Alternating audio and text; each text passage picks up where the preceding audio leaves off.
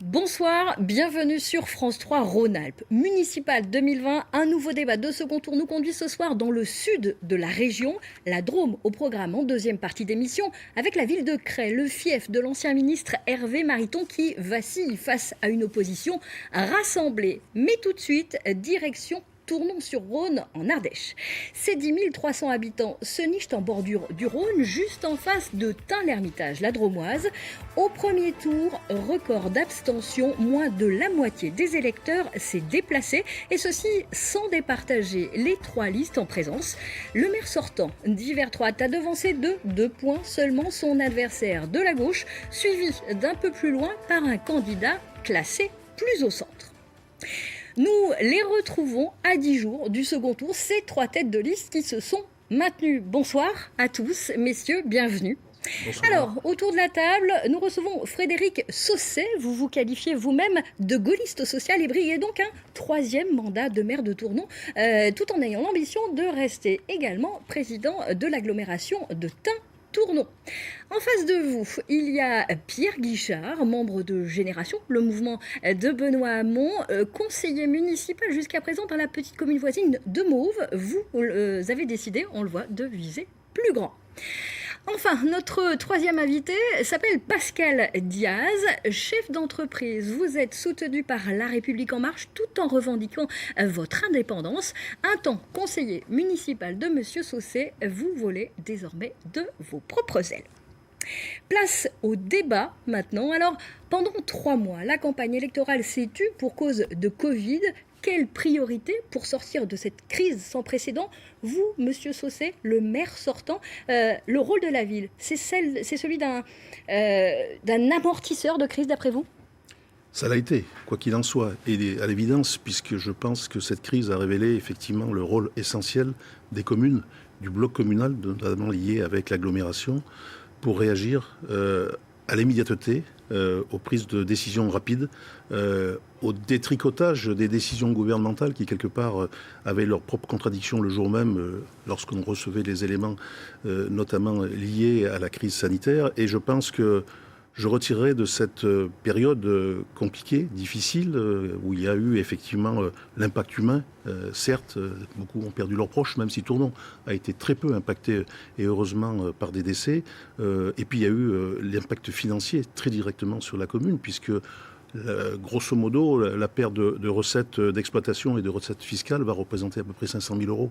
Donc elle va forcément impacter les budgets futurs 2021-2022. Il va falloir se serrer la ceinture. Mais je retiendrai une très grande générosité de l'ensemble des Tournonnais et Tournonnaises, industriels, commerçants, artisans, habitants, collectifs qui se sont mis à disposition pour fabriquer des masques. Pour vous, Monsieur Diaz, quelle serait d'après vous la priorité? C'est la relance avant tout? Et nous, on a estimé qu'il fallait faire une urgence à 3 niveaux. La première, c'est analyser ce qui s'est passé sur le plan de la santé, parce que nous, on estime qu'il y a eu des défaillances sur la gestion de la crise à Tournon. Je vous donne juste un exemple. Les masques qui ont été distribués, c'était des chaussettes, c'était de mauvaise qualité. Et en plus, c'était des distributions physiques qui exposaient les personnes qui allaient chercher leurs masques. Donc, nous, on pense qu'il faut renforcer la santé. On a dans notre équipe quelqu'un qui est un médecin, membre du Conseil de l'Ordre. Et il faudra, parce qu'il y a aussi un désert médical à Tournon, trouver des généralistes. Et les médecins aiment parler à des médecins. Le fait d'avoir 5 personnes du monde médical ou paramédical dans notre équipe, ça sera un grand atout. Derrière ça, il y a un plan d'aide sur le plan social. On a décidé d'abandonner nos indemnités sur l'année 2020 pour avoir 100 000 euros de plus pour les Tournonnais. Et troisièmement, il va falloir aider les entreprises, un monde que je connais bien. Et là, on a fait un plan crise pour aider les entreprises et les commerces. Vous, Monsieur Guichard, alors quel bilan tirez-vous de cette crise et puis à quoi ça vous oblige finalement pour le mandat qui vient? Nous, effectivement, au niveau du bilan local, on ne jouera absolument pas les inspecteurs des travaux finis. Je pense que tout le monde est bien conscient que la gestion d'une crise, c'est un exercice particulièrement difficile, une crise aussi soudaine que celle-ci, à laquelle personne ne s'attendait, en tout cas dans l'immédiateté au début de l'année.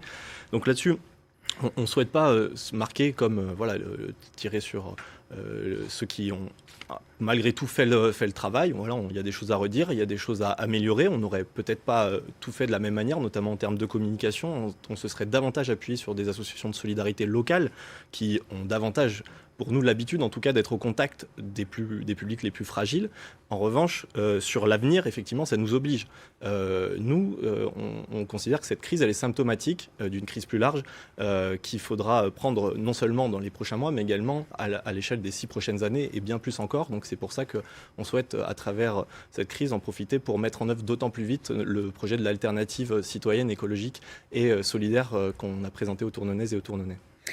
Vous disiez, Monsieur Sausset, répondez. Deux points quand même, parce que effectivement, comme c'est un point très central géré par la ville de Tournon pendant cette crise, je ne peux pas en train de dire qu'il y a eu déficience au niveau de la partie santé, on va dire, de la crise. Je peux dire que les professionnels de santé ont été parfaitement mobilisés dans la période. Il y a eu vraiment un travail d'engagement des soignants considérable et une prise de position et un partenariat très important avec les associations caritatives qui travaillent ce sujet-là. Les associations se sont mis tout de suite au travail. Je veux dire, il y a eu un engouement et une relation directe avec le maire et les services de la mairie dès le premier jour. Donc, je ne peux pas entendre dire que bien sûr qu'on aurait toujours pu faire mieux, hein, ça, je le concède. Hein. Pour autant, sincèrement, et j'ai vu beaucoup de choses en deux mandats. Hein, mais un tel problème qui vous tombe dessus en l'espace de 24 heures, je peux vous dire que c'est pas ordinaire. Et si on se tourne vers l'avenir maintenant, vous disiez, il y aura un manque de rentrée fiscale pour la ville. Il faudra donc se serrer la ceinture concrètement. Il y aura forcément une adaptation budgétaire à mettre en place sur nos programmes, qui ne sont pas des programmes, quoi qu'il en soit, annuels, ce sont des programmes sur la longueur de mandat. Donc forcément, il y aura une réadaptation en direction des nouvelles solidarités. Effectivement, en direction aussi, bien sûr, d'une certaine partie de notre programme où il faudra accélérer la transition écologique, la partie environnementale, l'accélération du bien-être d'une commune comme la nôtre, au travers de son bassin de vie. Mais il y a surtout une très grande solidarité qui a fait en sorte que les communes ont été très liées dans cette crise. Et je pense que c'est la force de l'agglomération. Il faut quand même être lucide. Nous, notre rôle, qui ne sommes pas les candidats sortants, c'est de dire qu'il y a des choses. Il y avait un centre de dépistage qui est arrivé tardivement. Il faut aussi être capable de dire qu'il y a des choses qui ne fonctionnaient pas pour faire mieux ensuite. Monsieur Diaz, vous oubliez de dire qu'il y a eu un centre, puisqu'on a libéré la totalité de la périnatalité pour mettre en place le centre d'acceptation des lits Covid. Oui, mais c'est arrivé au moment où les autres centres à Saint-Vallier fermaient le leur, ils estimaient que c'était plus nécessaire. Donc c'était trop tard. C'est pas vrai ce que vous dites. Je crois qu'on ne va pas refaire la crise ici aujourd'hui. On va laisser Monsieur Guichard terminer sur ce point et puis on avancera dans le débat. Je vous en prie. Cette crise a été révélatrice sur plein de points. Localement, on a vu l'importance à la fois des associations de solidarité, des réseaux aussi de solidarité citoyens qui se sont mis en œuvre, des systèmes de santé aussi qu'on a vu à l'œuvre, y compris à l'hôpital de Tournon-sur-Rhône. J'étais hier encore avec les soignants pour les soutenir dans leur mobilisation. Et je considère que les recevoir, c'est une chose, mais qu'à un moment, il faut aussi aller au combat là-dessus et savoir reconnaître leur travail. Et donc, d'une part, pour ce qui est de l'hôpital, qui n'est pas à proprement parler une compétence municipale, mais en tout cas être au front sur la dépense, et sur les associations de solidarité, il faut reconnaître leur travail en les soutenant encore davantage, notamment financièrement, parce que les besoins sont nombreux. J'étais encore avec le Secours populaire la semaine dernière, il y a eu des besoins qui ont augmenté de 30%, et je pense qu'à minima, les moyens qui leur sont alloués par la collectivité doivent être augmentés. Alors, messieurs, je vous arrête. On termine là-dessus ce bilan de Covid pour rentrer dans un thème de campagne qui intéresse, j'en suis convaincue, les Tournonais. C'est une bête noire, manifestement, à Tournon. L'engorgement du centre-ville, les problèmes de circulation dans ce centre-ville. Monsieur Diaz, est-ce qu'on est dans une mission impossible quand on veut fluidifier la circulation à Tournon ? Mais il faut raisonner à plusieurs niveaux, parce que ça fait 30 ans que les politiques nous disent qu'il faut un pont ou un tunnel. Or, rien n'a été fait et il n'y a rien dans les tuyaux. Donc, nous, on construira un dossier pour préparer l'avenir de nos enfants et de nos petits-enfants. Mais à court terme, il faut analyser les endroits où ça bloque, les goulots d'étranglement. Il y en a plusieurs. Devant la mairie de Tain, il y a des feux. Je pense qu'il faut un partenariat avec Tain l'Hermitage pour voir la possibilité qui est techniquement faisable d'un rond-point. Il y a d'autres sur le quai Farconnet avec trop de passages de piétons. Il y a une analyse à faire sur l'avenue de Nîmes, devant la passerelle. Donc, des choses pragmatiques. Mais il y a aussi des choses simples, comme mettre des agents municipaux, à condition qu'ils soient formés, à la circulation. Ça existe dans d'autres villes et c'est prouvé que ça améliore le débit. Et enfin, évidemment, il faut aller vers la mobilité douce. Les transports en commun, il y a une navette qui existe à Tournon. Pour nous, elle a été mal conçue parce qu'elle est polluante et elle se met dans les bouchons. Donc il faut la repenser. Et nous pensons qu'il va falloir évoluer vers une navette à la demande. comme ça existe à Vichy ou à Rambouillet, et avec l'agglomération, il faudra travailler. Et nous expérimenterons ça à Tournon en allant chercher gratuitement les personnes âgées ou fragiles chez elles pour les emmener en ville. Et enfin, un dernier mot sur le vélo, parce que Tournon doit devenir une référence en termes de vélo. Et nous avons fait un plan très précis qui est visible sur les réseaux sociaux. Et il y a des subventions à prendre qui n'ont pas été prises jusqu'à présent. Et il y a donc c'est peu coûteux et c'est possible à faire. Monsieur Guichard, vous ne contredirez pas Monsieur Diaz sur le côté vélo? Absolument pas. Mais il faut avoir le constat clair. La problématique de la circulation, vous l'avez dit, elle est redondante à Tournon depuis des décennies. Un problème complexe, il faut des solutions qui le sont tout autant. Il faut mettre en œuvre plusieurs moyens. On ne dit pas, là encore, comme peut-être Pascal Diaz a souvent l'air de le dire, qu'on pourra résoudre les problèmes avec des solutions miraculeuses. Mais en tout cas, nous, on a plusieurs axes de travail sur lesquels on souhaite insister. C'est bien sûr le vélo, vous en avez parlé, nous aussi, on a notre plan vélo, que ce soit bien sûr sur les aménagements, mais aussi sur la communication, sur la formation des usagers et des jeunes tournonaises et tournonnais notamment. On a aussi, bien sûr, l'ambition de développer ce transport en commun, qui doit être un transport en commun à l'échelle de l'agglo, qui doit servir aussi l'attractivité de notre commune pour les habitants des alentours, qui doit leur permettre de venir plus facilement en centre-ville.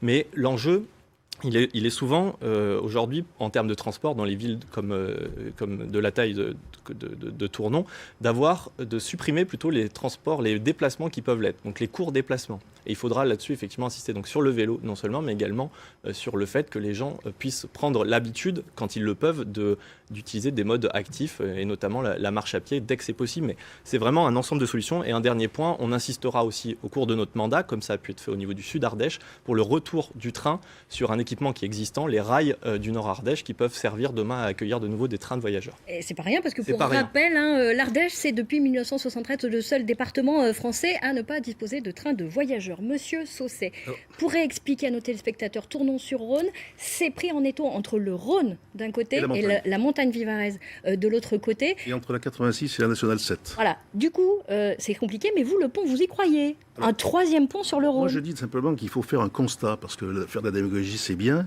mais le pont de Toursier à Tournon, c'est 24 000 passages par jour. À Tournon, c'est 5 400 actifs qui viennent travailler à Tournon, dont 3 700 salariés qui viennent des communes avoisinantes. Donc le flux, plus vous rajoutez à cela le flux des gens qui vont travailler sur Valence au Roman, forcément vous créez un engorgement, avec en plus 6 500 élèves qui viennent scolarisés sur Tournon, avec 50 cars qui viennent se balader tous les jours, matin, midi et soir. C'est une situation qui est effectivement très compliquée, qui ne se résout pas avec des tunnels, des ponts qui... Et pourtant, je milite pour un troisième pont, qui est celui qui serait au nord de Tournon, dans le prolongement du pont Gervin, qui permettrait d'ailleurs de faire un investissement beaucoup moins important, à condition que l'État, la région... C'est pas pour demain, ça. C'est pas pour demain, c'est 20 ans un pont, grosso modo. Et en attendant Voilà. En attendant, dans le programme à place actuellement, les parkings relais se feront au sud et au nord. Nous avons porté une étude avec notre ville sœur, Tain-l'Hermitage, de stationnement, qui va déboucher sur la mise en place d'une orientation nouvelle. Nous portons des travaux en commun. Le pont Toursier va recevoir après l'été une nouvelle piste pour les vélos, pour relier la Viarona à la véloroute. Ce sont tous des exemples comme cela qui se mettent en place petit à petit. La navette, je vous laisse pas redémarrer, monsieur Guichard. La navette qui est le bus de centralité mis en place par Archaglo. Après 9 années d'essais stratégiques faits par la ville de Tournon, fait quand même 20 000 passages par an. Il est en pleine augmentation. C'est-à-dire, contrairement à ce que vous dites, je pense que si on arrive effectivement à limiter quelques voitures en centralité, parce qu'il ne faut pas se raconter d'histoire, on ne créera pas un tunnel sous le Saint-Joseph, on ne créera pas des voies sur berge, on ne peut que on a compris à différencier les modes de déplacement. Un ensemble de petites solutions alternatives qui peuvent apporter une réponse aux Tournonnais. Je vous demande de ne pas redémarrer, puisque je souhaiterais qu'on passe à... Non, vous êtes en avance, messieurs. C'est plutôt monsieur Diaz qui pourrait... 20 ans, il est déjà élu depuis 12 ans. Donc, non, je vous demande d'arrêter. Un mot pour monsieur Diaz qui est en retard sur son temps de parole. Mon cher monsieur Guichard, attendez mon cher Pascal, je vais quand même... Stop. Non, je vous arrête tout de suite. Monsieur Diaz est en retard sur son temps de travail. Allez-y, monsieur Diaz. Allez-y, monsieur Diaz. Entre les personnes. Donc, moi, ce que je dis, c'est que quand j'entends dire que les solutions que je propose, une petite allusion, ce sont des choses pour améliorer la situation, pas pour la régler. Mais il faut faire les choses étape par étape. Les solutions de M. Guichard sur la santé, de faire venir des médecins cubains, par exemple, là, je les trouve très utopistes, par exemple. On sort un peu du sujet. Non, mais c'était pour dire qu'il y a Alors, aussi des choses utopistes chez M. Guichard. Bien. Changement de sujet, autre chose. Cette ville, finalement, embouteillée sur la route des vacances, peut-être que ça nuit à son image. On a parfois l'impression qu'il y a un problème de rayonnement de la ville de Tournon-sur-Rhône. Monsieur Guichard, quand on vous lit, on vous l'a qualifié de belle endormie, qui aurait besoin d'un nouveau souffle. Qu'est-ce qui vous amène à ce constat ? Mais ce constat, c'est qu'effectivement, cette ville, elle est une ville de passage, on le sait. D'ailleurs, j'en profite quand même pour revenir un tout petit peu sur cette histoire de pont, parce que quand même, c'est beaucoup une ville de passage, donc beaucoup de flux qui s'y créent, peu de gens qui s'y arrêtent, malheureusement. Le fait de créer d'autres ponts, amènerait encore plus de voitures. Je vous arrête. Pardon. On revient au sujet. Je reviens au sujet.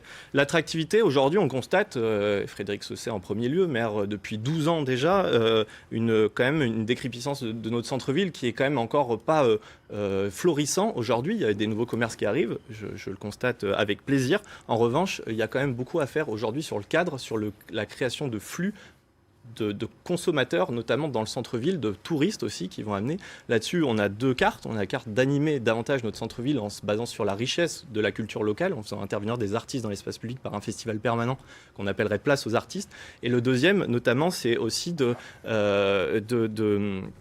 faire venir davantage de touristes avec l'usage du vélo et avec les investissements notamment du département qui sont massifs en la matière. Il faut faire très vite parce que le temps nous presse. Monsieur Diaz. Alors, sur l'attractivité, Tournon a des atouts formidables, son fleuve, son cadre, son centre historique, ses commerces, un potentiel de touristes extraordinaire. Et si on rajoute un site exceptionnel à la confluence du Doubs et du Rhône qui s'appelle l'ancienne usine ITDT, si on en fait un parc naturel préservé, fera venir des touristes de très loin, à condition de ne pas prétexter de l'écologie pour y rajouter encore des constructions. Mais il faut lever deux contraintes. La première, c'est la circulation. On en a parlé tout à l'heure. La deuxième, c'est les problèmes d'incivilité, de saleté et de pollution sonore qui font que quand des personnes se promènent régulièrement, elles ont un sentiment de mal-être. Donc, j'ai pas plus de temps à vous donner. Monsieur Sausset doit conclure. L'attractivité de la ville de Tournon n'est plus à démontrer. D'abord parce qu'elle est liée entièrement avec sa ville sœur Tain-l'Hermitage. Nous sommes au cœur du bassin de vie, au cœur de l'agglomération. En termes économiques, nous avons des demandes constantes et on manque de foncier pour pouvoir accueillir. En termes touristiques, il y a plus, une augmentation phénoménale. 40 millions de chiffre d'affaires. Le tourisme pèse sur notre centralité. Le cœur de l'agglomération se développe autour des nouvelles attractivités. Très bien. Monsieur le maire, vous n'êtes pas inquiet. Je dois vous interrompre puisqu'il est temps de clore ce premier débat avec une tradition sur notre antenne. Vous allez avoir la parole chacun 40 secondes pour vous exprimer librement. Le tirage au sort a désigné comme premier participant Monsieur Diaz. Le chronomètre est parti. C'est à vous. Tournon mérite un maire qui soit très actif et très engagé sur la totalité du mandat. Pas une année sur 6, celle de l'élection municipale. Un maire qui demande son avis aux Tournonnais avant de décider. Une équipe qui montre l'exemple en abandonnant ses indemnités sur 2020 pour dégager plus de 100 000 euros pour aider via des bons d'achat. Enfin, notre stratégie sera de mieux protéger les Tournonnais, mieux circuler et mieux les soigner. Et ceci, y compris en allant chercher les personnes âgées chez elles gratuitement pour les amener en ville. Attention aux promesses irréalistes. Comptez sur moi pour gérer en bon père de famille cette ville de Tournon. Merci. À vous, Monsieur Sausset. Écoutez, le travail engagé depuis quelques années avec l'ensemble des élus sortants a tracé un cap.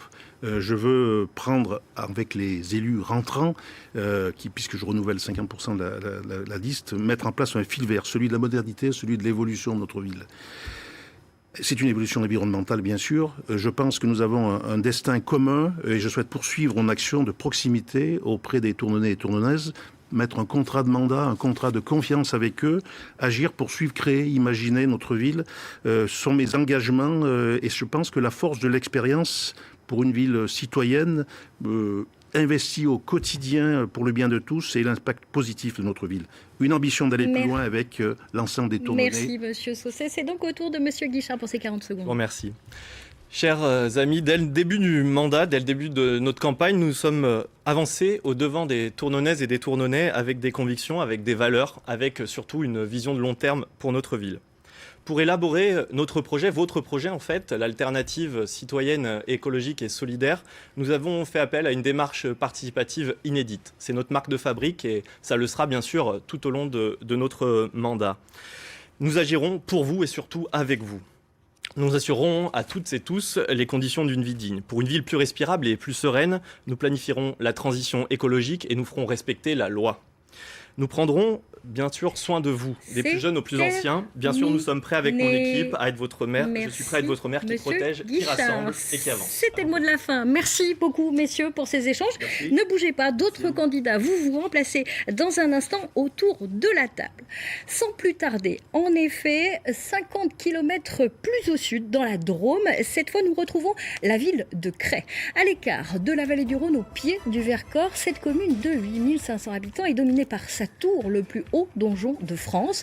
Le 15 mars dernier, pour la première fois depuis 25 ans, Hervé Mariton, maire sortant, les Républicains n'étaient pas réélus au premier tour. Arrivé en tête, il est talonné par les deux listes de gauche, 35,5% des voix pour l'une, 21% pour l'autre. La participation, comme ailleurs, elle, était en berne à moins de 55%.